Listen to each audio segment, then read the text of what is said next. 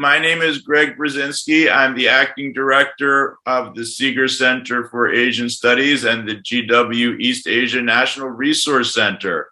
It's a pleasure to welcome you all to today's event on the 50th anniversary of the Nixon-Mao Summit and its international implications. Let me just briefly introduce our centers and today's speakers, and then I will turn things over to today's moderator. The Seeger Center for Asian Studies itself seeks to increase the quality and scope of research and publication about Asia and to educate the next generation of policymakers and scholars. The East Asian National Resource Center provides learning resources on East Asia that are geared at empowering educators, scholars, and future leaders to engage global policy issues relevant to East Asia. I want to quickly mention a couple of events that are coming up for the East Asia National Resource Center. One is next week. We are going to be hosting Daniel Crittenbrink, the Assistant Secretary of State for East Asian and Pacific Affairs, and he'll be giving a policy address in person at the Elliott School. And we are also going to be hosting the head of the Tibetan government in exile in a couple of weeks as well. Let me introduce today's speakers. I'm really delighted that all three of today's speakers agreed to join this event. They all have amazing expertise on these issues. The first speaker will be Professor Fintan Hoey, who is an associate professor at Franklin University in Switzerland, and in 2019 was a Swiss National Science Foundation Fellow at the Wilson Center. He is the author of Sato America and the Cold War and U.S.-Japan Relations. It's an excellent book from Palgrave Macmillan. Highly recommend it. Our second speaker, Professor James Lee, is currently a postdoctoral researcher at the UC Institute on Conflict and Global Cooperation. He earned his PhD in politics from Princeton University in 2018, and beginning in August of 2022, he will be an assistant research fellow, which is roughly the same as an assistant professor, at the Institute of European and American Studies at Academia Sinica in Taiwan. He studies grand strategy, geoeconomics, and great power competition, among a variety of other subjects. And finally, we have Tanvi Madan, who is a senior fellow at the Project of International Order and Strategy at the Foreign Policy Program and director of the India Project nearby at the Brookings Institution. Her work explores India's role in the world and its foreign policy, focusing particularly on India's relations with China. She's the author of another excellent book that I'd highly recommend, Fateful Triangle: How China Shaped U.S.-India Relations During the Cold War. Finally, I'm going to turn things over to our moderator, but before I turn things over to our moderator, let me just briefly say, for those of you who aren't in graduate school yet, or who are faculty at other institutions with students who want to go to graduate school, that the Asian Studies MA program here is growing. It's unique. GW is the only school in the area with its own East Asia National Resource Center. We're the only school in the area with our own Institute for Korean Studies. We have an excellent Asian Studies MA program. I'm currently the director, and I'm happy to speak to anybody who wants more detail about it. Let me introduce our moderator and turn things over to her. Professor Deepa Alapalli is a research professor and associate director of the Seeger Center, and her work specializes in India. It focuses on Indian foreign policy and India-China relations. She is currently the director of the Rising Power Initiative and the author and editor of several books. Deepa, please take over. Thank you very much, Greg, and good day to everyone. It's a pleasure to see so many of you here. We have to tell you that we had nearly 200 RSVPs, so that's a great testament to our speakers, I think.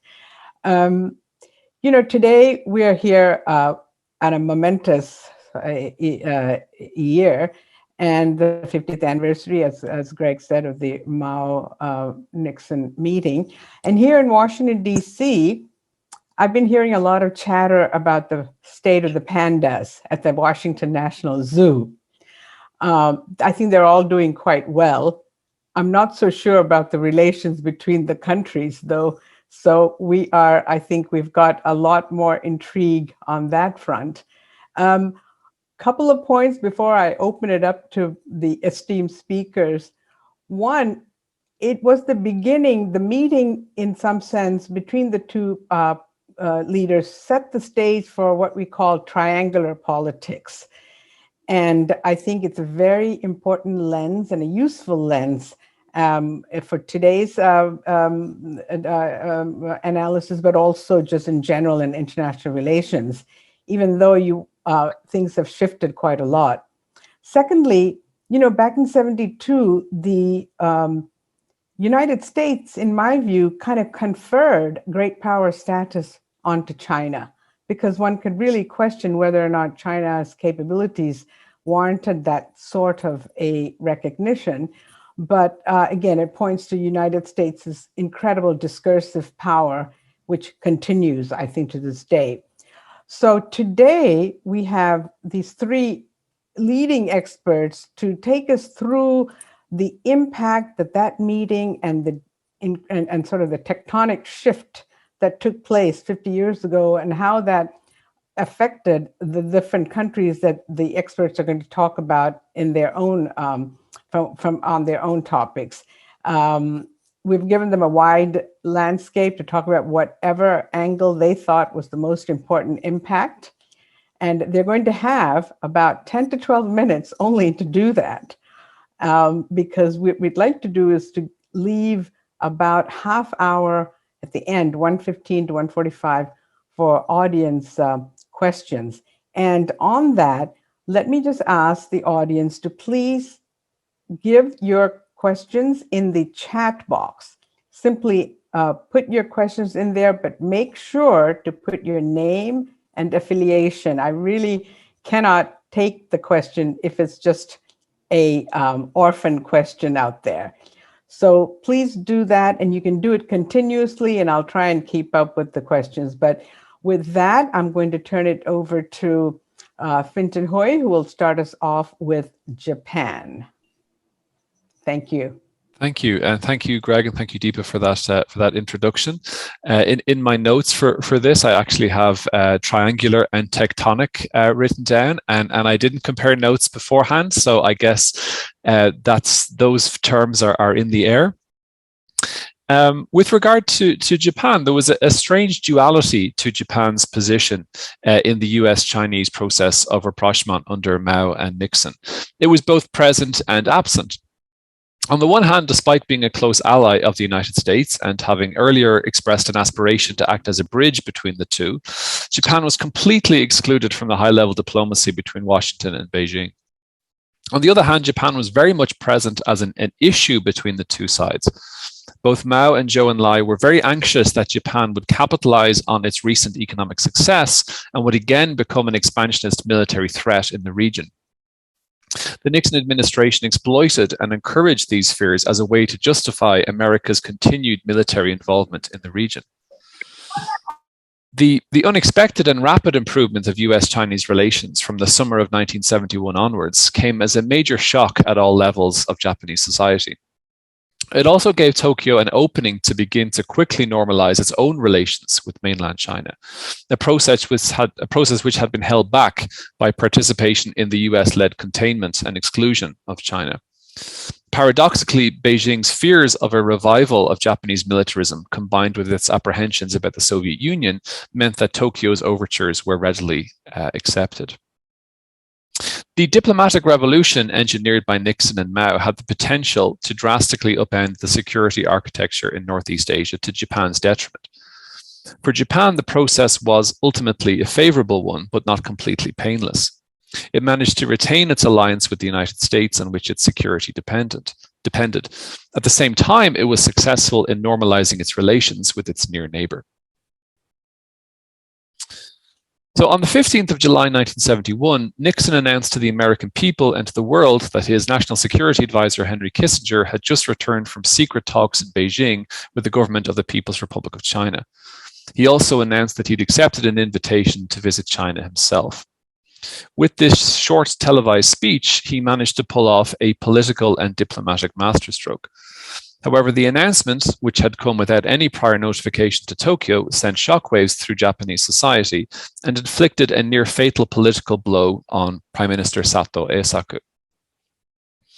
Now, for Japan, ever since the end of the post-war occupation in 1952, Japan's relationship with China had been shaped by its dependence on the United States. The price for the ratification by the US Senate of the US-Japanese peace treaty, but the peace treaty, the Japanese peace treaty, I should say, the price for that ratification was a commitment that Japan would maintain diplomatic relations with the Republic of China regime on Taiwan and not the recently established People's Republic. And in the intervening years, although Japan and mainland China had steadily improved their economic ties, Japan continued to participate in the diplomatic isolation and military containment of China. By the early 1970s, this approach had grown increasingly unpopular in Japan. Domestic opponents pointed to the steady number of Western countries normalizing their relations with the PRC. These global trends, combined with the importance of economic ties and also the recognition of the need to resolve the historical legacy of Japan's war of conquest against China, added to the urgency of the situation. But the Sato cabinet prioritized close relations with the United States, including unpopular positions such as support for America's wars in Southeast Asia, the continuation of the US-Japanese alliance, as well as the isolation of China. This approach was informed by Japan's security needs, as well as Sato's mission to secure the reversion of Okinawa. Okinawa had stayed under American administration after the end of the occupation. By the 1960s, this arrangement was widely seen in Japan as both anachronistic and inconsistent with a renewed self-confidence, and Sato made the return of Okinawa a key part of his platform. And in the high point of his career, in 1969, he secured agreement on the reversion and the return of Okinawa to Japanese administrations. As part of the agreement, Japan declared that its regional security interests were in line with the US strategy in East Asia of maintaining a strong military posture against China. Of a piece with this overall strategy, Japan and the US closely collaborated at the UN to ensure the continuation of the Republic of China regime and its membership in the United Nations. In light of these factors, it's not hard to see why Sato would have been taken off guard by Nixon's about-face. The lack of any prior notice added to the blow, since it underlined to Sato's domestic critics how one-sided his government's close ties to Washington had been. Already coming to the end of his tenure, the Nixon shock, as the event came to be known, served to further undermine Sato's standing. Despite the shock, the changed diplomatic landscape meant that Japan was able to move ahead with its own normalization of relations with China. But before going into the details of those, I want to set it in the context of the broader US, China, Japan triangular diplomacy of the time. There's that word. So if the Okinawa Agreement was interpreted in Tokyo as an enhanced strategic cooperation with Washington, in the United States, it was part of a new transactional approach to America's global role.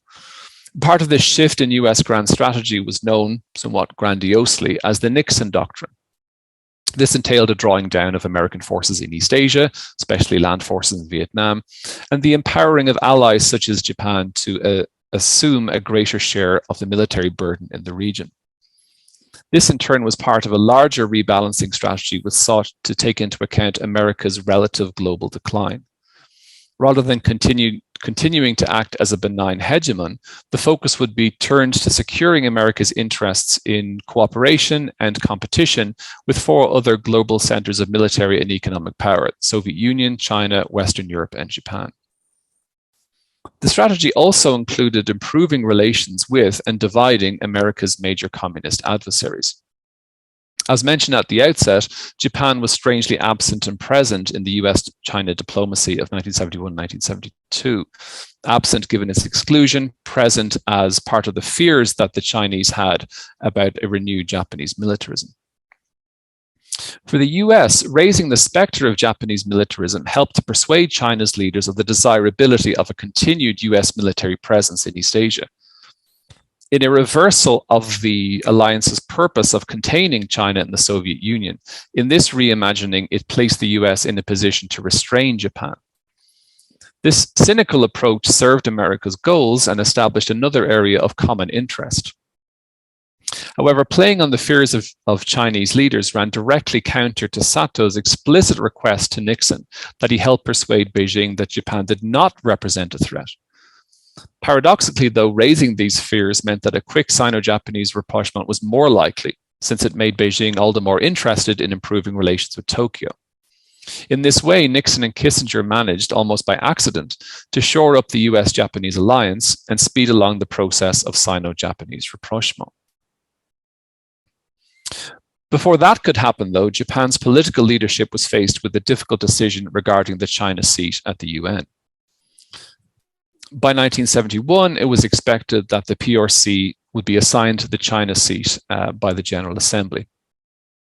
Opinion in Japan was sharply divided between those who desired an early Sino-Japanese normalization and those who felt that the traditional defense of Taiwan's interests should be maintained. The issue at the heart of this divide was whether or not Japan should co-sponsor a resolution, allowing for Taiwan to retain a seat at the UN. Ultimately, Sato was empowered by his cabinet to make the decision by himself, and he agreed to it. Though the resolution failed to pass and the PRC took the China seat, supporting Taiwan's place to the end satisfied a sense of obligation. Furthermore, taking the decision alone meant that Sato insulated any of his potential successors from the political and diplomatic fallout of siding with the Republic of China. And given the changes in both US policy and in Chinese representation at the UN, Sato felt freer to pursue normalization with the mainland. The diplomatic maneuvers of the period came to be known as duck diplomacy.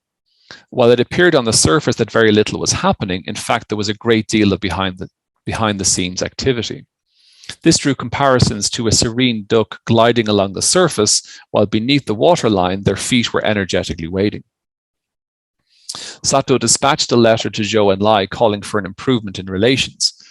This was, however, roundly rejected by Zhou, who pointedly noted that the next Japanese prime minister would be welcome to come to China. Zhou had a better hand to play than Sato and understood the popularity and the political capital to be gained from securing improved relations with China. He also pointedly released his reply publicly for the consumption of the Japanese electorate. And he also feared that Sato was too close to Taiwan and could therefore not be fully trusted.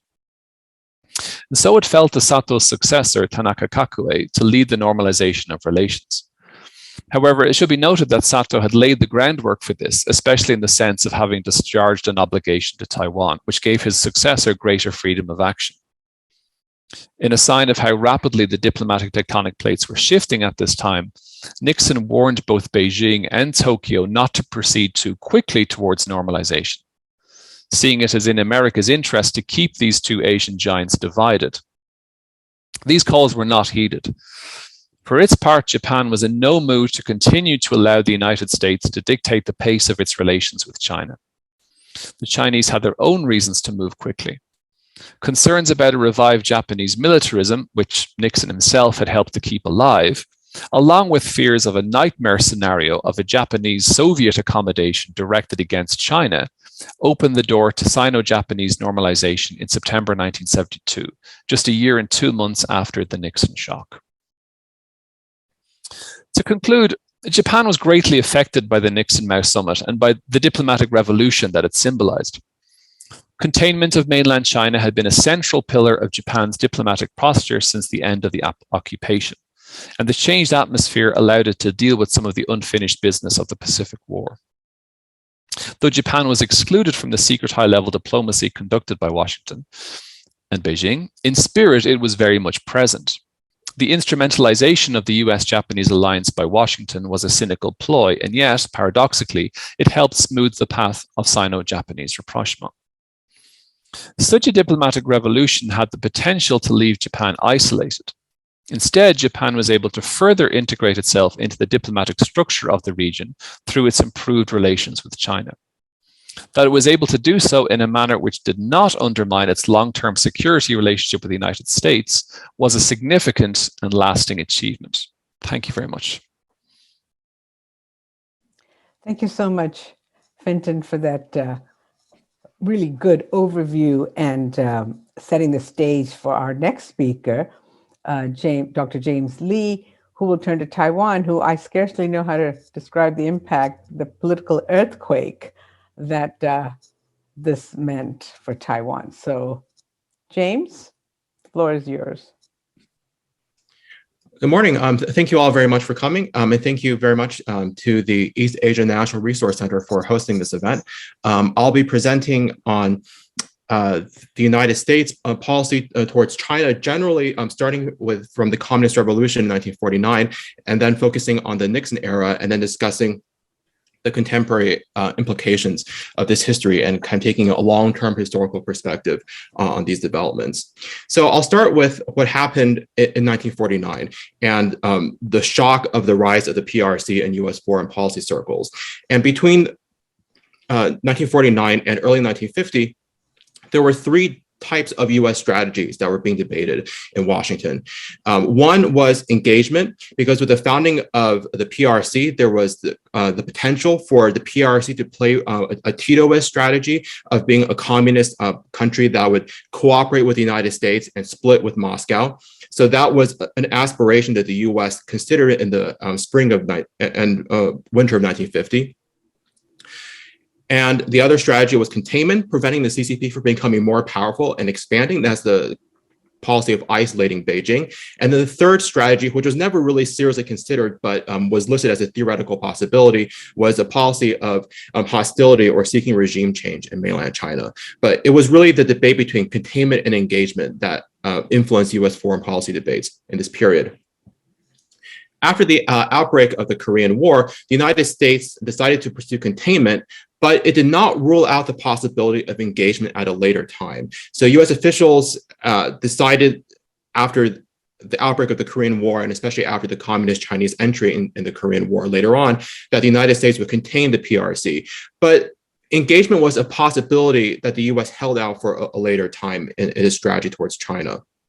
So the United States, in pursuing containment, continued to recognize the ROC as the government of China, but it anticipated the possibility of switching recognition to the PRC in the future. And what that meant was that the United States worked behind the scenes to make sure that there was never a formal transfer of sovereignty over Taiwan from Japan to China. So the United States consistently maintained that Taiwan's status was undetermined, and Japan surrendered sovereignty over Taiwan, but it never formally transferred sovereignty to China, because the United States was looking forward to the point which it might recognize Beijing at some point in the future. And in that kind of a scenario, the United States did not want to be in the position of having to recognize PRC sovereignty over Taiwan. So the opportunity for engagement came after the 1969 Sino-Soviet border clashes. And then between 1971 and 1978, the United States achieved its objective of switching recognition from the ROC to the PRC, from Taipei to Beijing, without ever recognizing Beijing's sovereignty over Taiwan. So in spite of the private assurances that Nixon provided to Mao and Zhou Enlai, the United States never officially changed the US position that Taiwan's status was undetermined. And the United States assured Beijing it would not support Taiwan's independence, on the other hand. And the United States affirmed its abiding interest in a peaceful approach to cross-strait differences. But in spite of the private conversations between Nixon, Kissinger, Mao, and Zhou Enlai, the United States has never changed its position that Taiwan's status is undetermined. And this one sentence in the Shanghai Communique proved to be very significant in how the United States navigated the Taiwan issue in the process of rapprochement between Washington and Beijing. So in the Shanghai Communique, it says that the United States acknowledges that all Chinese on either side of the Taiwan Strait maintain there is but one China and that Taiwan is a part of China. And the draft of the communique originally said that all people on either side of the Taiwan Strait maintain there is but one China and that Taiwan is a part of China. But at the last minute, it was changed to all Chinese. And John Holdridge, who was on the NSC at the time, said that this was because there were many people on Taiwan who do not call themselves Chinese. They call themselves Taiwanese. Nobody knew how many people identified as Taiwanese at the time because of the KMT's authoritarian party state prevented expression of Taiwanese identity, but US officials knew instinctively that there were a lot of people on Taiwan who did not identify as Chinese. So the language of the Shanghai Communique was changed at the last minute. And then by 1982, the main elements of what became known as the One China policy were all in place. The Shanghai Communique, the Normalization Communique, Taiwan Relations Act, Arms Sales Communique, and the Six Assurances. And this has been the policy that's always been in place. So the United States recognizes one Chinese government, which is the PRC. Its relations with Taiwan are unofficial. The United States is neutral on the substance of the current and future status of Taiwan. So the US considers Taiwan to be currently undetermined, and it does not define a preference over eventual independence or unification with the PRC.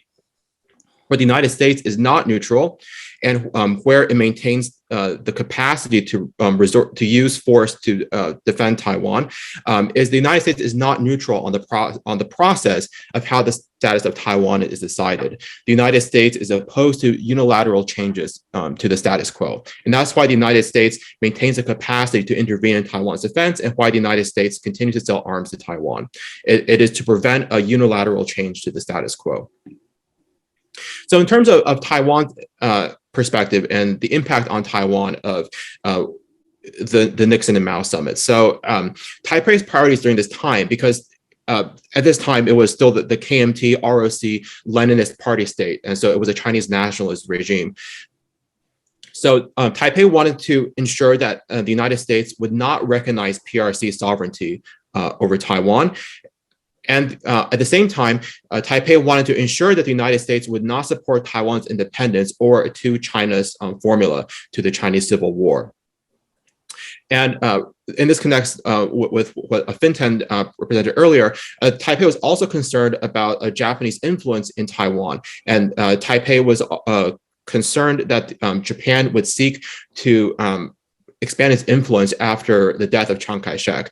And there was a concern in both Taipei and in Beijing that the United States would withdraw, and then Japan would fill the vacuum left by the declining US role in Taiwan. So these were Taipei's priorities during the Nixon and Mao summit. And later on, Taiwan began developing nuclear weapons in the 70s and then in the late 1980s, but it stopped under US pressure. In terms of how Taiwan responded domestically, the ROC government adapted to the loss of US recognition by creating the basis for long-term US support. So even in the absence of formal recognition, Taipei made this long-term bet that it could maintain US support for Taiwan through both economic and political measures. So on the economic front, Taipei continued to pursue a strategy of export-led growth and oversaw an economic miracle, and included technological upgrading and investing in the semiconductor industry, which over the course of the last few decades has risen to the point of becoming dominant in semiconductor manufacturing. On the political front, the ROC regime decided to gradually include more of the local Taiwanese in the KMT and in the ROC government, and eventually in response to pressure from the democracy movement in Taiwan, the KMT liberalized and Taiwan democratized, and opposition parties were legalized, starting with the DPP. And Taiwan, over the course of the following decades, became remarkably successful. It had an economic miracle. TSMC became dominant in semiconductor manufacturing. And that's an incredible achievement, considering that it wasn't until 1954 that Taiwan industrial production exceeded agricultural production as a share of GDP in Taiwan. So you fast forward decades later, and now TSMC is a globally dominant company in semiconductor manufacturing. So it's a remarkable achievement on the economic front. And also on the political front, Taiwan oversaw a successful transition to a liberal democracy and has maintained that kind of consistent democratic character and identity through the present day. And also, as a political development over the course of these decades, there was a consistent growth of Taiwanese identity, not necessarily support for independence, but there has been a very strong increase in Taiwanese identity as Taiwan has liberalized politically. In terms of U.S. policy toward this issue, so the U.S. has continued to maintain its one China policy that began with the Nixon-Mao summit. But the one China policy is not completely fixed or static. And some parts of it are permanent, like the communiques and the TRA and the six assurances in the basic position that the U.S. recognizes one Chinese government, has unofficial relations with Taiwan. But other parts of the one China policy are not fixed. And these are the diplomatic practices and conventions that translate the very abstract principles in the TRA, for example, into concrete practices and conventions for carrying out U.S.-Taiwan relations. And right now, the question that the U.S. and China and Taiwan are considering is how much can the diplomatic practices and conventions governing U.S.-Taiwan relations change and still remain within the parameters of the one China policy.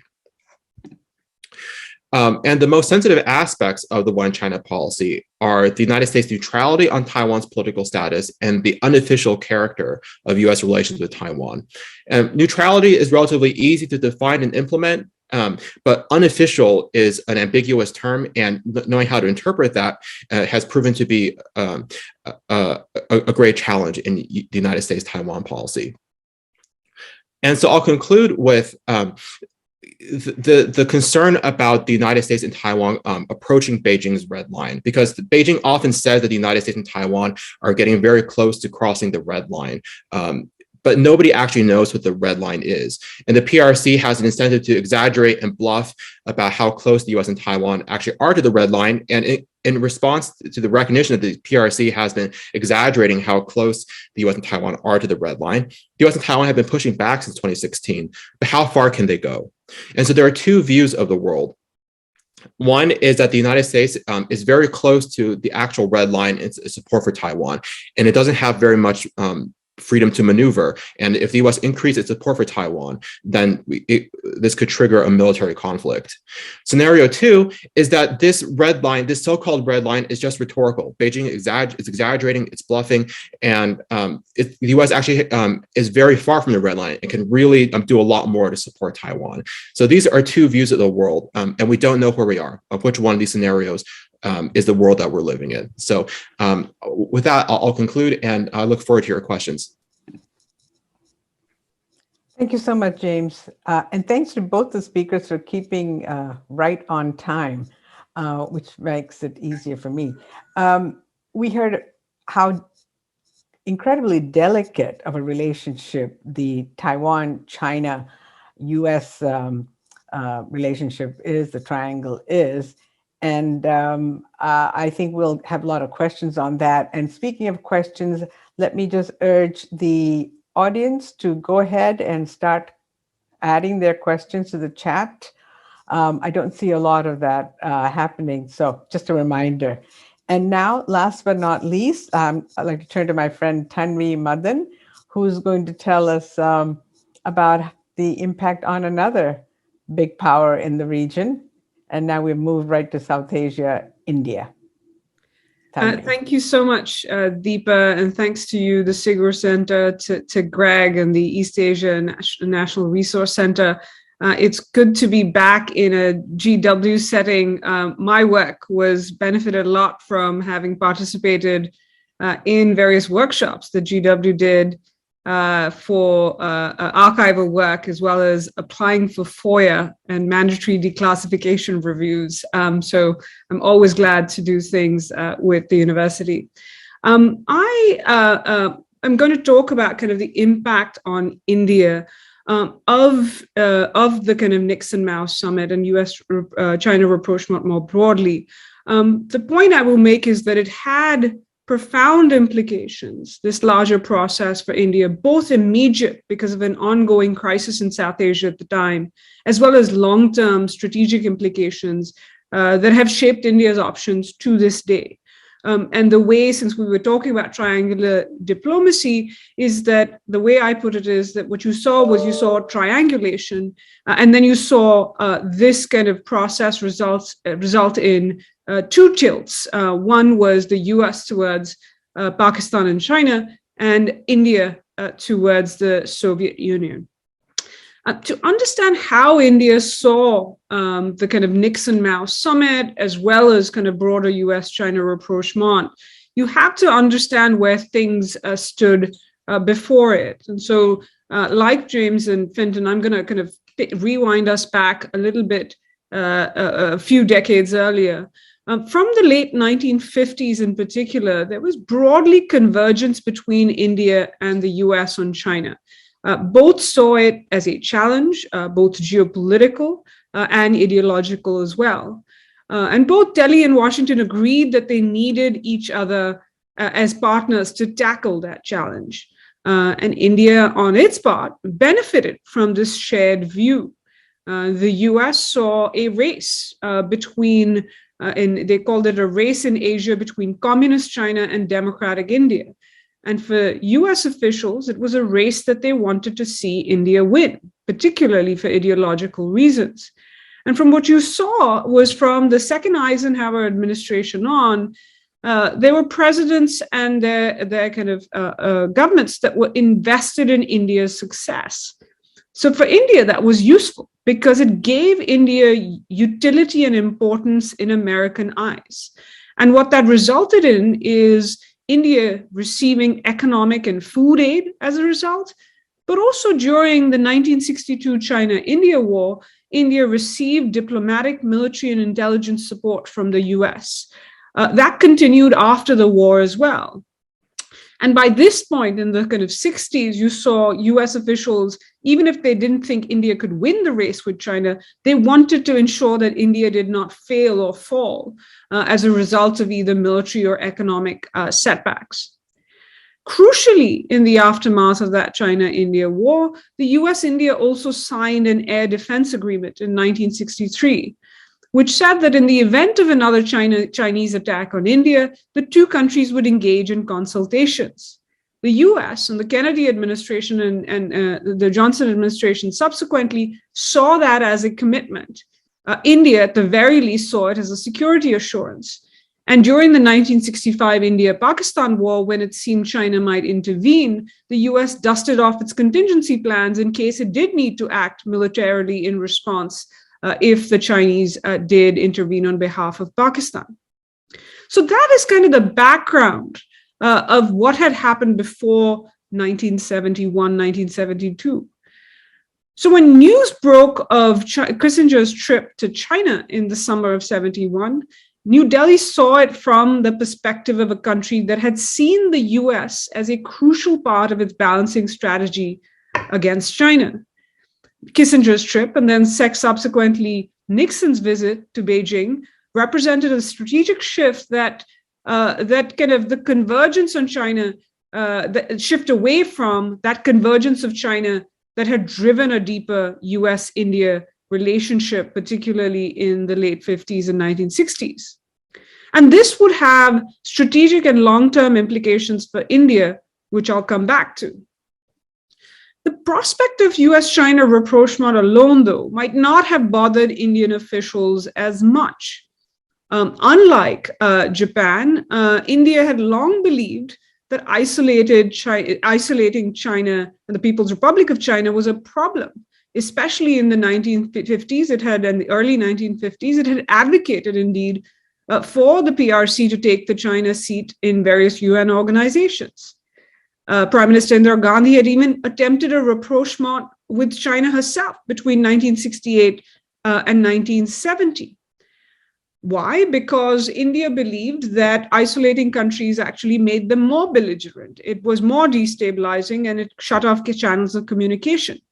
And Prime Minister Gandhi herself wanted a rapprochement because she did not want to be dependent on superpowers like the Soviet Union, like the US, to deter China. And India wanted to focus on domestic renewal and growth instead of spending money on development rather than defense. Her rapprochement, however, didn't bear fruit. About the US-China rapprochement, India actually didn't have as much of a Nixon shock, so to speak.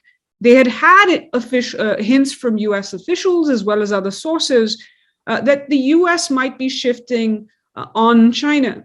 Privately within the Indian government, they had debated the consequences. There was some concern about what this would mean for kind of India's deterrence options, partnership options, and its balancing strategy. But overall, there was also a sense that the US and China having a more normal relationship, bringing China into the international community, might actually moderate Beijing's worst instincts and give it an incentive to stabilize relations with other countries, including India. And Prime Minister Indira Gandhi even welcomed Kissinger's trip in July 1971. So then why did this rapprochement have such an impact if India was actually exploring one of its own? The rapprochement was, the problem for India with US-China rapprochement was particularly the timing of when it came and when it happened. And that magnified the impact of the rapprochement for India. Kissinger's trip in July 1971 came as an India-Pakistan crisis was unfurling in South Asia, what eventually led to a war that December and the creation of Bangladesh.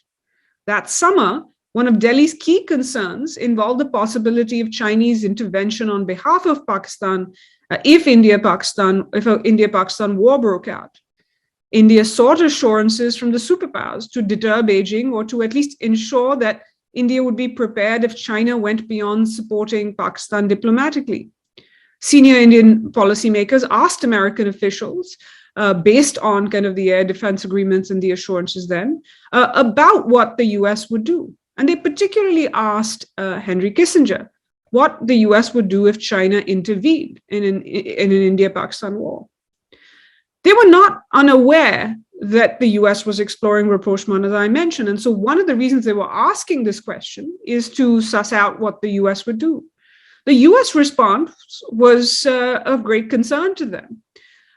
Prime Minister Indira Gandhi's principal secretary, P.N. Huxer, said he was, quote, puzzled by Kissinger's implication that if China intervened in an India-Pakistan conflict, Delhi would have to, as Kissinger put it, would have to rely on Moscow. A few days later, Kissinger's trip, which happened after Kissinger was in India and then Pakistan, Kissinger's trip to Beijing made clear that the US wouldn't be helpful to India in the course if there was an India-Pakistan crisis in which China would intervene. And because of Pakistan's role as a channel between China and the US, Indian policymakers also worried that Washington might even take steps that were harmful to India in the event of an India-Pakistan war. So India was faced with the prospect that it needed deterrence against that possibility of Chinese intervention. And if that failed, it needed support. The US option was no longer available. And the other superpower partner that India had, the Soviet Union, insisted on a treaty in return for providing that deterrence, a treaty that Indira Gandhi had earlier resisted signing for about 2 years. But at that point, faced with the prospect of that war, faced with the US-China rapprochement that was taking place, India had little choice, and it signed the Indo-Soviet Treaty of Friendship and Cooperation. It saw that as an insurance policy, as they put it, against Chinese intervention. And that led to the Soviet Union providing arms as well as a UN Security Council veto when that war broke out in December 1971. So by the time Nixon went to China in February 1972, that India-Pakistan war had taken place. Bangladesh had been created as a country. The Soviet Union had been helpful to India, whereas New Delhi saw the US as having lined up against it on the side of Pakistan and China. This view was only reinforced, this concern about US-China rapprochement was only reinforced by Nixon's China trip, particularly the Shanghai Communique. Indira Gandhi criticized its reference to India-Pakistan issues, and specifically Kashmir. Kissinger told Indian officials that the, quote, US formulation was much milder than the Chinese formulation of these issues. But the Indian Foreign Secretary told the US ambassador at the time that the US should not have allowed China to include its much starker statement in support of the Pakistanis. At best, Indian officials saw the Shanghai Communique as Washington endorsing a Chinese role in South Asia, which they had resisted. At worst, India's ambassador to the US told Kissinger the Shanghai Communique left the door open for US acceptance of Chinese hegemony in South Asia. Privately, this Indian official expressed a larger concern to the Indian Foreign Secretary. The possibility that Nixon and Mao had reached a secret understanding of quote-unquote spheres of influence. This concern of a G2 or a US-China condominium that would be to the detriment of India's interest lurks to this day in India. And 50 years after Nixon went to Beijing, it means that Delhi continues to closely watch and analyze every step in US-China relations. Even short of a G2, that visit paved the way, as far as India was concerned, for the next 20 years or so, or at least close to 20 years, for American economic and military cooperation with China that was strengthening India's primary rival, and for a lot longer than that 20, 30-year period. But India also saw, especially in the 1980s, the US and China work together to indirectly or directly enable India's other rival, Pakistan. It saw at best the Reagan administration in the 1980s looking the other way as China assisted the development of a Pakistani nuclear program. And at worst, they saw President Reagan's Cold War priorities and the partnership with China providing cover for that proliferation. There were other ways that Nixon's rapprochement cast a long shadow on kind of Indian foreign policy, as well as its relations with the major powers. But one was Indian views of the United States. In 1962, when China and India had fought a war, the Kennedy administration had considered sending an aircraft carrier to the Bay of Bengal to show support for India and intervene if necessary. In 1971, during the India-Pakistan War, President Nixon had infamously sent the USS Enterprise to the Bay of Bengal to deter India in case it wanted to expand the war. This has long been considered the low point of US-India relations. For many Indians, the USS Enterprise sailing into the Bay of Bengal represented a stark demonstration that Washington had ranged itself against Delhi on the side of both India's adversaries, China and Pakistan. That alone contributed to the view that persisted for decades, one that Moscow exploited, that the US was determined to block or hinder India's interests in its rise. The Nixon administration's approach to the 71 crisis and the subsequent rapprochement also helped erase the memory of American assistance to India in the time before 1971. It also had an impact in India of views of the Soviet Union and then later Russia. The Indian public and elite came to view Moscow as a reliable friend, erasing memories of the lack of Soviet reliability during the 1962 China-India War and of its flirtation with Pakistan in the mid to late 1960s. India's tilt to Moscow resulted in a deepening of diplomatic and defense ties whose legacy is with us even today, shaping India's approach to the current Russia-Ukraine war.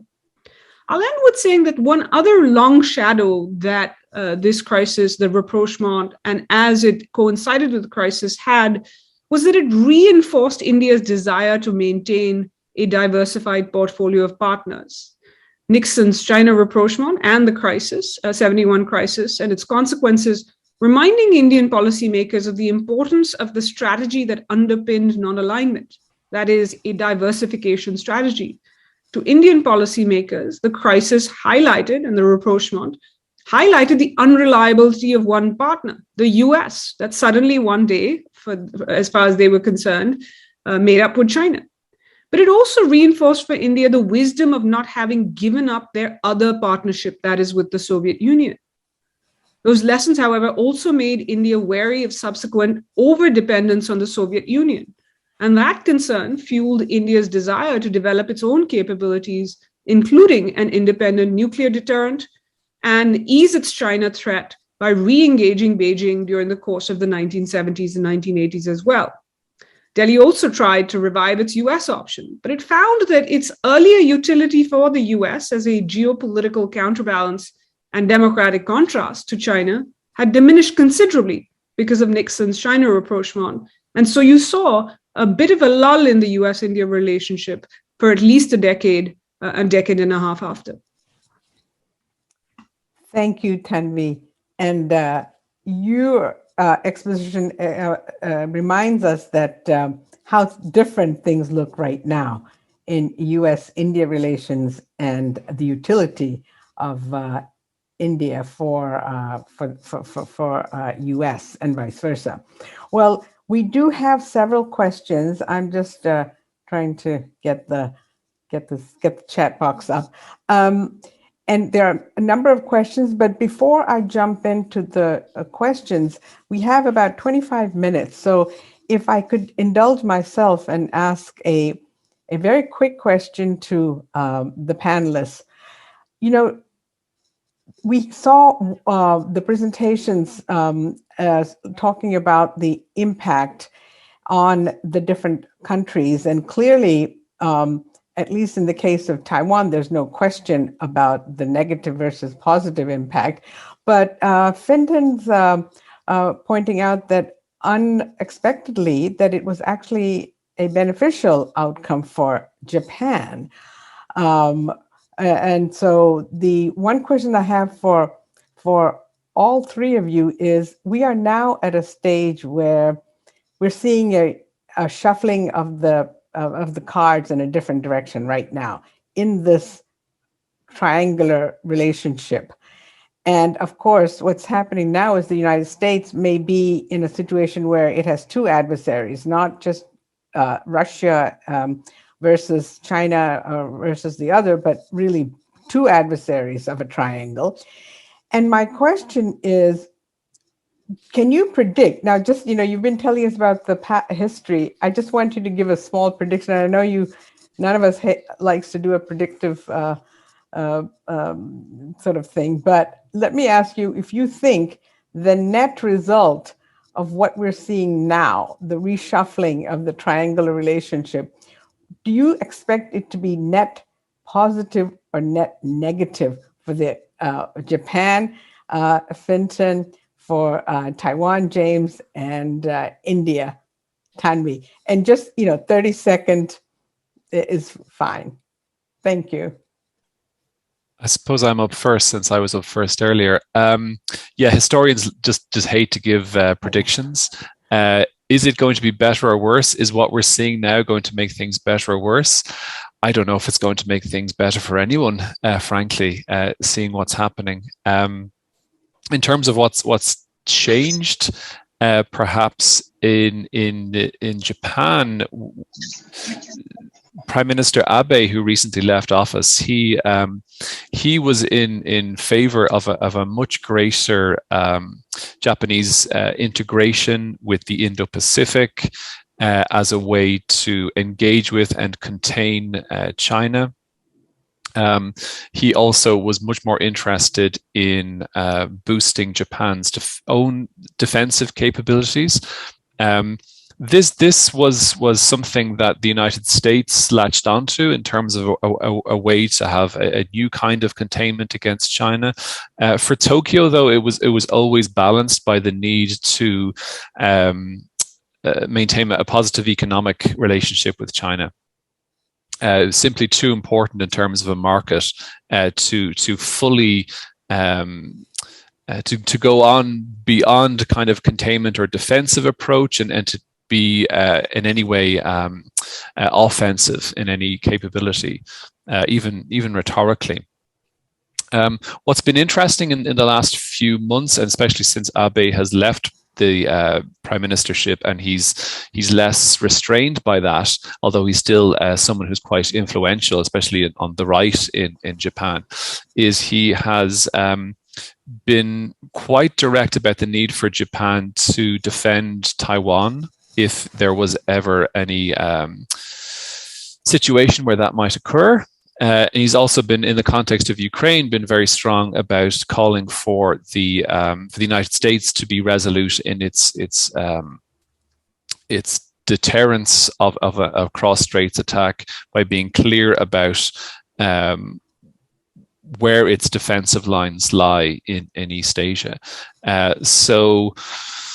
Yeah, it's difficult to see where things are going, but the kind of what I described about what happened in the early 1970s in terms of Japan being able to move towards China, to switch its diplomatic recognition from Taipei to Beijing, to maintain its economic ties with Taiwan, to maintain its alliance with the United States, really to have a much more integrated into all of Northeast Asia.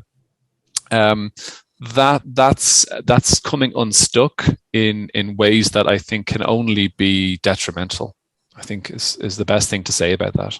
Okay, thank you. James? Hi, thanks.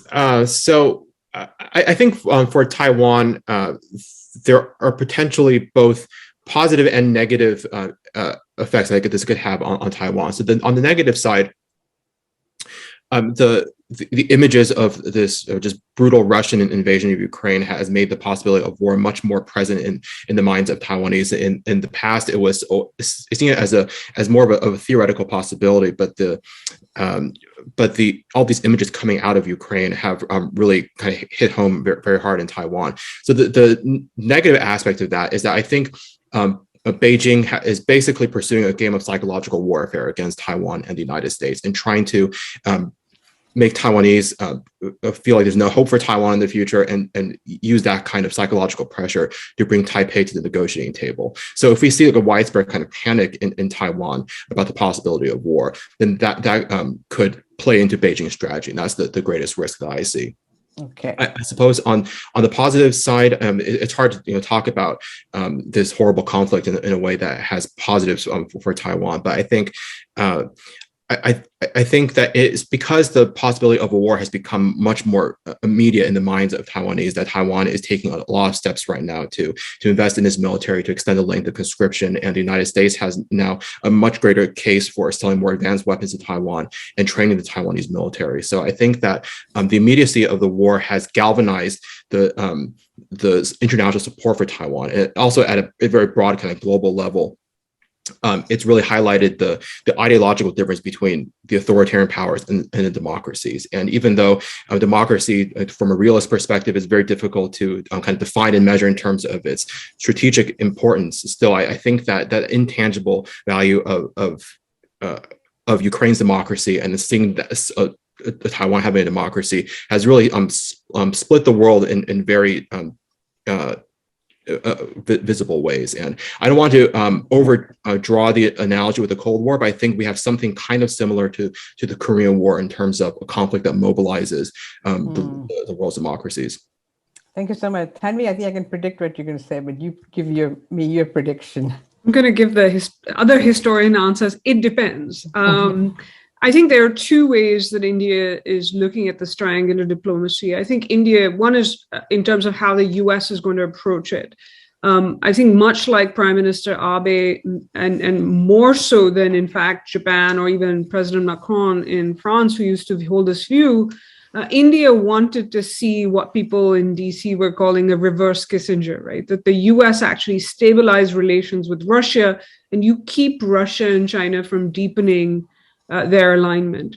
What the concern now has been in India is that to get China to pressure Russia, that in fact there won't be a reverse Kissinger, that there'll be another attempt at a Kissinger or a G that will eventually lead to a G2, which for India is a kind of a strategic nightmare and something that they have been wanting to avoid.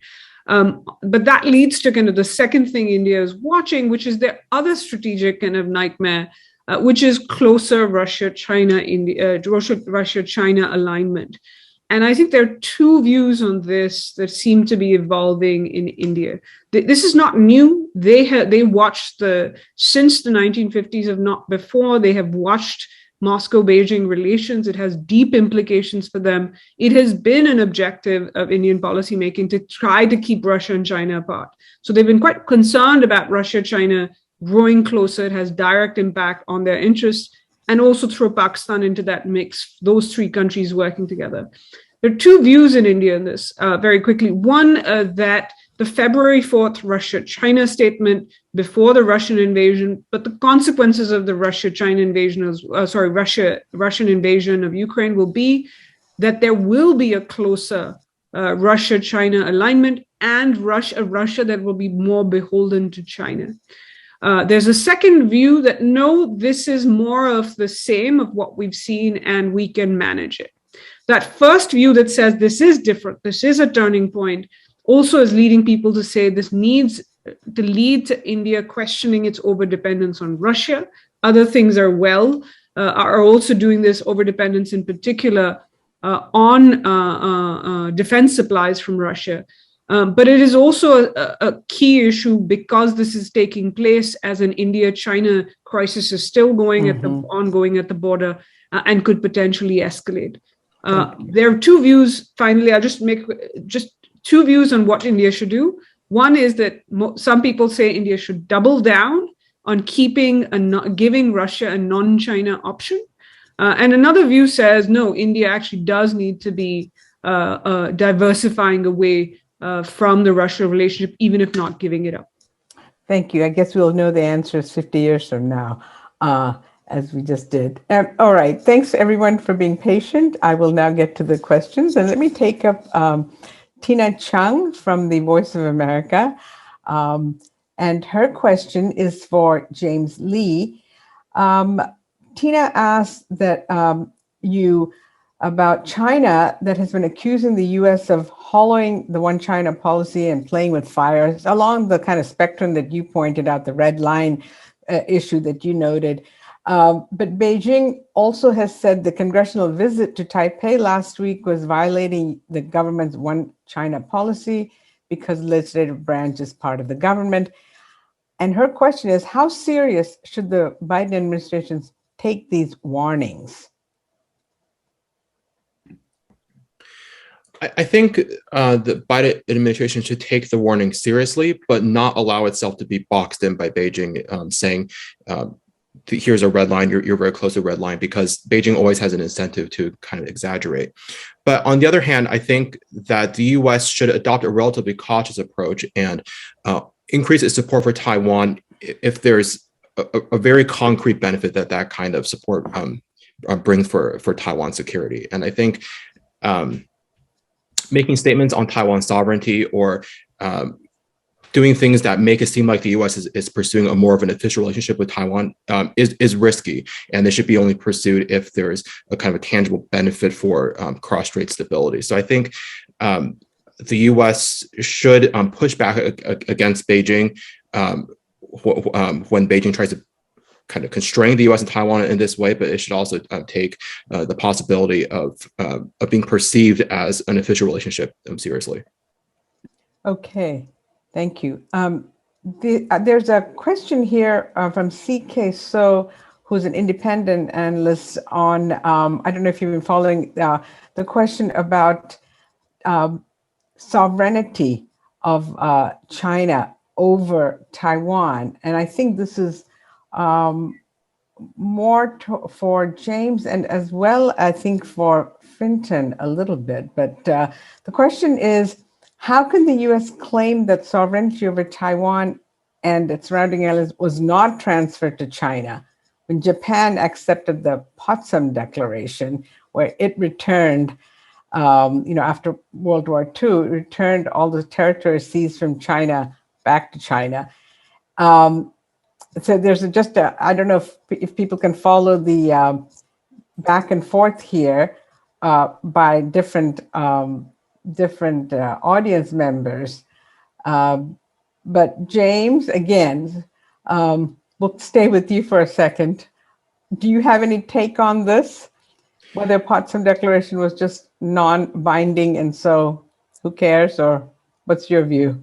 It's an incredibly complex subject, and there have been a lot of very detailed analyses of this. I'll just give a broad overview. So, and there are arguments in favor of very different interpretations of this, but I'll explain the U.S. interpretation of what happened. So, the Potsdam Declaration said that the terms of the Cairo Declaration shall be carried out. The Cairo Declaration did not say Taiwan would be restored to Chinese sovereignty. It said Formosa and the Pescadores shall be restored to the Republic of China. And that's it.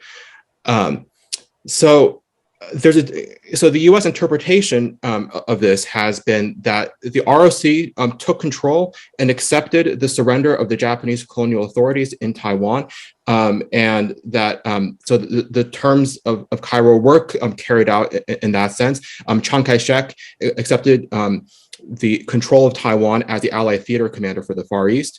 But the U.S. has maintained that did not amount to a transfer of sovereignty from Japan to China. And the San Francisco Peace Treaty and the Treaty of Taipei 1952, both, neither of those includes language that says that a sovereignty over Taiwan has been transferred from Japan to China. They only say that Japan has surrendered sovereignty.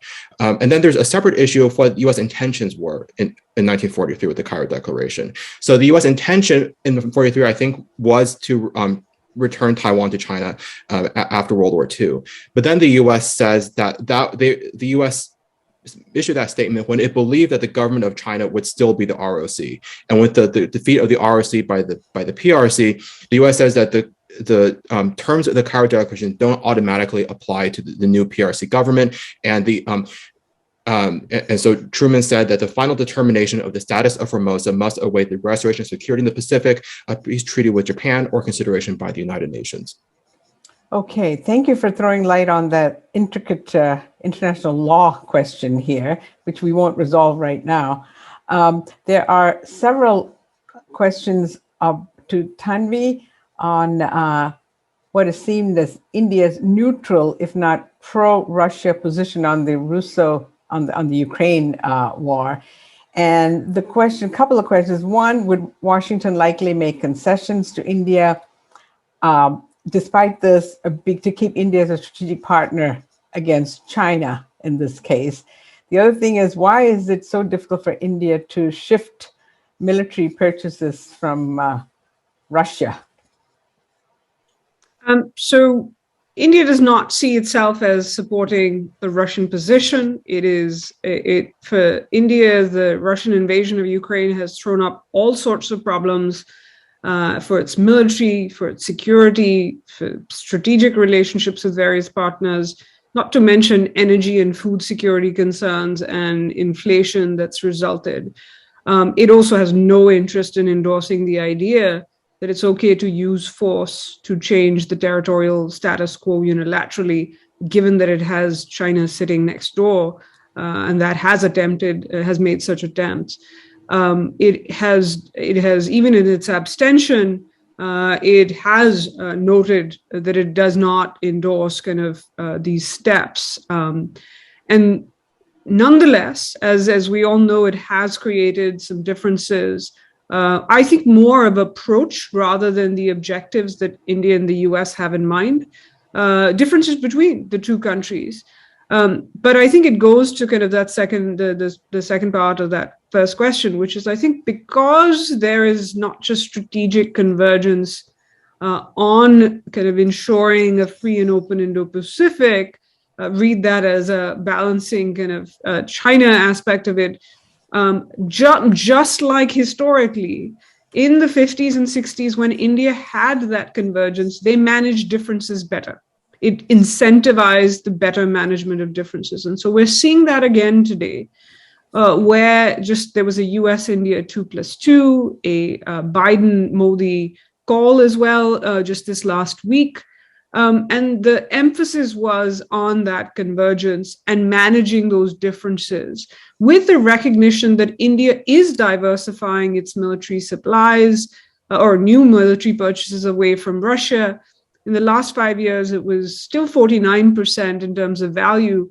But the 5 years before that, it was closer to 70%. So you're seeing that diversification, which is happening both because India is expanding its indigenous defense industrial base, but also buying from other suppliers, not just the US, France, Israel, other European partners, even South Korea. And so I think we are seeing that diversification, but the legacy costs of both kind of Russia as a Soviet Union as a military supplier in the 60s, but especially post 1971, that kind of legacy where so much of Indian existing frontline military equipment is still of Soviet or Russian origin, does pose constraint at the speed at which India can diversify away, and also on the position that India can take. Indian officials do not think that they can afford to condemn Russia by name, which in any case, India hasn't even condemned China by name, even though Indian soldiers were killed 2 years ago in a clash with China in the PLA. India cannot afford to condemn Russia and upset Putin in a way that will lead him to take a pro-China position if the India-China crisis escalates, or affect defense supplies to India. So it's a complicated position, but I will say it's also evolved over time. You've seen at least implicit criticism of the Russian invasion from India, and more cooperation and coordination with American and European partners in terms of dealing with the consequences of that invasion, as well as things like humanitarian intervention. But I will say India at least does not see itself as supporting the Russian position, and told both and did not endorse the Russian or Chinese position on the Ukraine crisis, even during the visits Foreign Minister Lavrov and Foreign Minister Wang Yi to Delhi. Okay, thank you.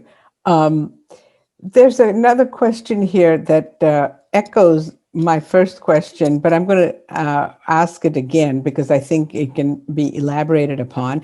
And the person, Aaron Reyes, asked the question about the impact of the Ukraine invasion and the implications in strategic relations, costs and risks in relations with China for the Quad and Quad members. From the point of view of the Quad members, Japan, Australia, US, and India. We have two of the Quad members represented here. So let me see if Fintan wants to take a stab at that and to elaborate more on maybe Japan and the Indo-Pacific, and given what we're witnessing in the Ukraine conflict. Well, yeah, just to go back to what I said earlier, and as has been that has been said by James and Tanvi, is that the very fact of a war in Eastern Europe and seeing how that is playing out has raised the prospect and made it much more real that we could see something similar in East Asia, and that I think has had it can only but have an impact upon actors in East Asia who had already been looking at China as a strategic competitor, if not necessarily a overt or immediate military threat. So it's my sense is that it's focusing the minds. I mentioned former Prime Minister Abe and what he has said with regard to Taiwan and making links between Taiwan and Ukraine.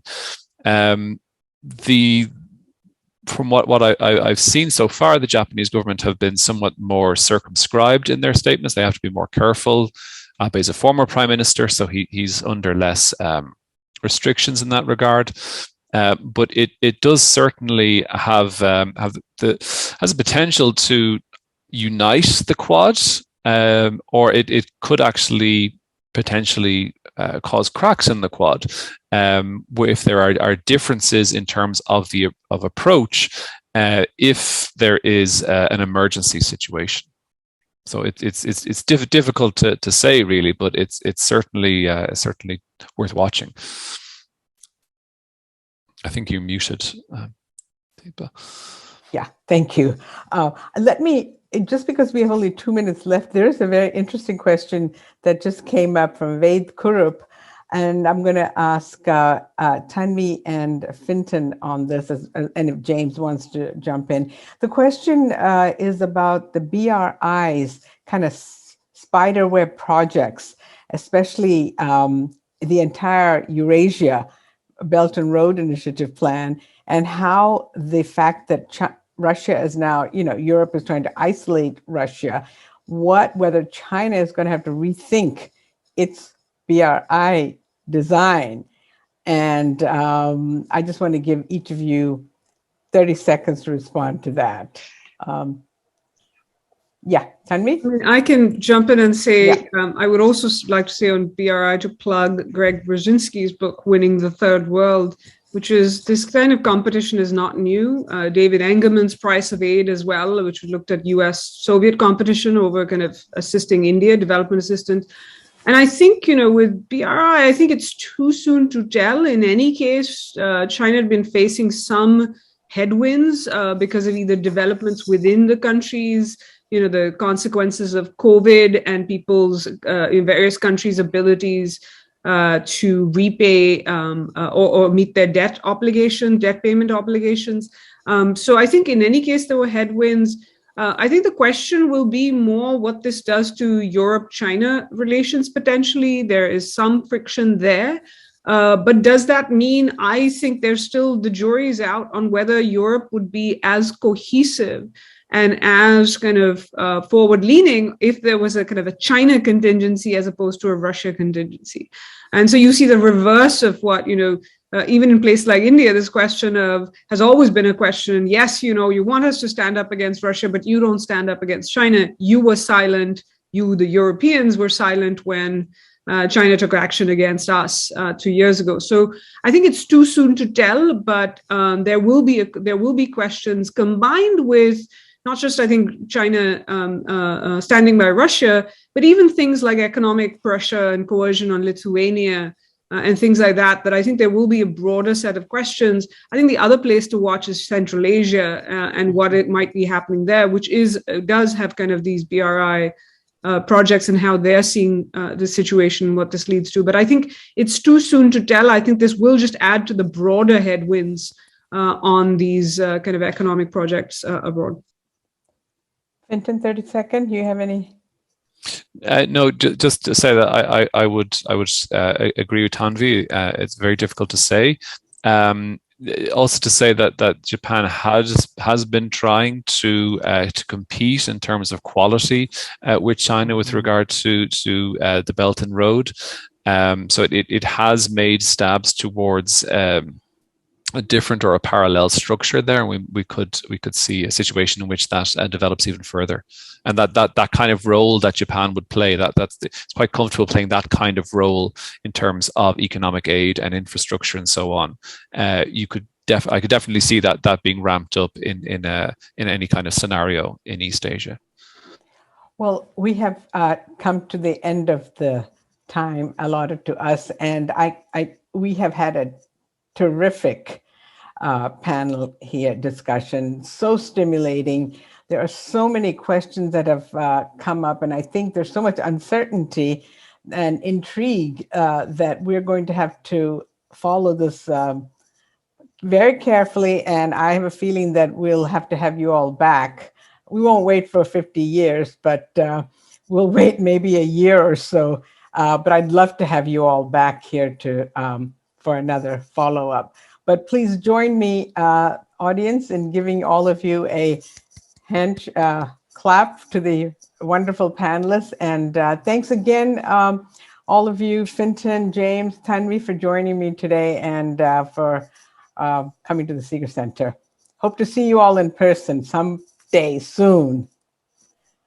With that, bye-bye. And by the way, we will send a recording to everybody in the next few days, and it will be available on our YouTube channel. So tune in. Good day.